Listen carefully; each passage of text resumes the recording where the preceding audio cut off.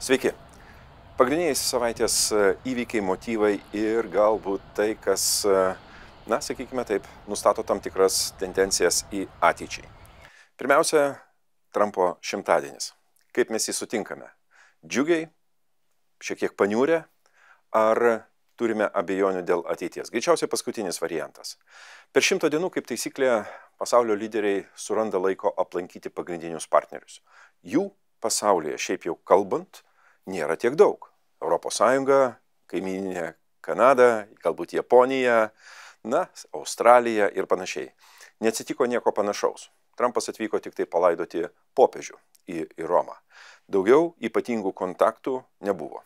Kuo išsiskyrė tas šimtadienis, kurio taip visi laukė, tikėjosi, buvo paskelbta apie beveik stebuklui prilygstančius įvykius, didelius geopolitinius pokyčius, priminsiu, karą pabaigti per 24 valandas,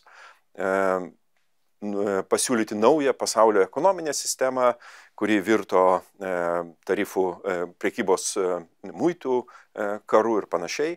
Kitaip tariant, nieko panašaus neįvyko.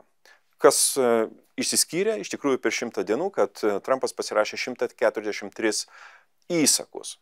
O, kaip žinome, Jungtinių Amerikos prezidentų įsakai apeina kongresą. Kitaip tariant, jie neaptarinėjami kongrese, yra tiesioginio veikimo dokumentas ir panašiai. Daugiau nei vienas įsakas per dieną. Stebuklingi tempai. Ir tai yra, žinoma, tiesioginio valdymo, sakykime taip, tokio monarchinio valdymo požymiai.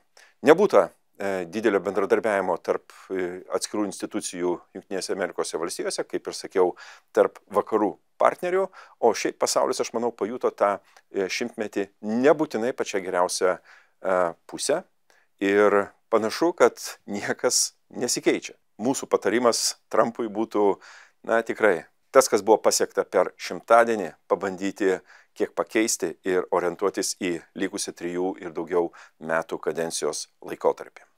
Kągi, Europoje šį savaitę išsiskyrė matyti tuo, kad štai Iberijos pusiasalyje nutrūko elektros energijos tiekimas. Per 5 sekundės 60% Ispanijos elektros energijos pajėgumų žlugo labai greitai. Ispanija, sakykime taip, užtemo, taip pat buvo paveikta ir Portugalija. Kas atsitiko, kodėl, sunku pasakyti, bet seniai žinomas faktas, kad Iberijos pusiasalis labai silpnai sujungtas su labiau kontinentinė Europa, iš esmės vien tik tai per aukštos įtampos linijas su Prancūzija. Nebūtų didelių investicijų šitoje srityje, kai kas matyti ir nepadaryta, ar tai buvo sabotažas, ar įvyko kartais techniškai sunkiai nusakomi dalykai, matyti išsiaiškins ekspertai, bet žinoma, tai visiems pamoka, kas gali įvykti, kuomet Europa ir toliau jos infrastruktūra nėra strategiškai sujungta, yra savotiškai energetinės salos arba štai pusiasaliai ir kada ir verslas, ir gyventojai gali pajusti, sakyčiau taip, nereikalingus išbandymus ir nuostolius. Pamoka, tikiuosi, iš kurios bus padarytos teisingos išvados, o išvada yra viena, kad Europa turi investuoti į šią infrastruktūrą ir užtikrinti sklandų, nepertraukiamą elektros energijos, tame tarpe tiekimą visojame kontinente. Kągi, Vokietija tapo pirmąją valstybę, kuri pateikė oficialų prašymą, kuomet išėjimas iš stabilumo ir augimo pakto, kitaip sakant, 3 pagrindinių makrofinansinių rodiklių priežiūros, jų nesilaikymo ryšium su papildomomis investicijomis, kurios buvo jau sprendimas padarytas, o investicijos bus daromos į saugumą, gynybą, infrastruktūros plėtrą ir panašiai. Pirmoji Vokietija tapo iš 27 dabartinių valstybių.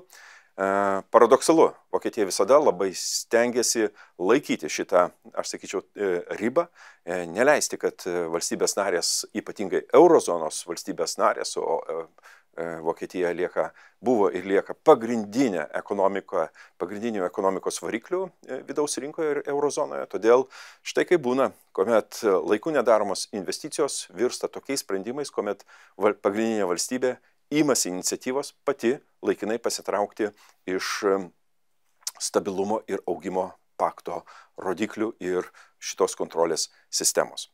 Kągi, ši savaitė yra šiek tiek trumpesnė dėl žinia, gegužės 1 pertraukos, bet darbai tęsis ir Lietuvoje, lankysiuos sausio 13 gimnazijoje, kalbėsiuos su gimnazistais, o pasikalbėti yra apie ką. Todėl ir jums linkiu ne tik tai gerų pokalbių, bet ir gerų darbų, o jų, kaip taisyklė, pavasarį netrunka, ypatingai daržuose ir soduose. Kągi, puikaus savaitgalio.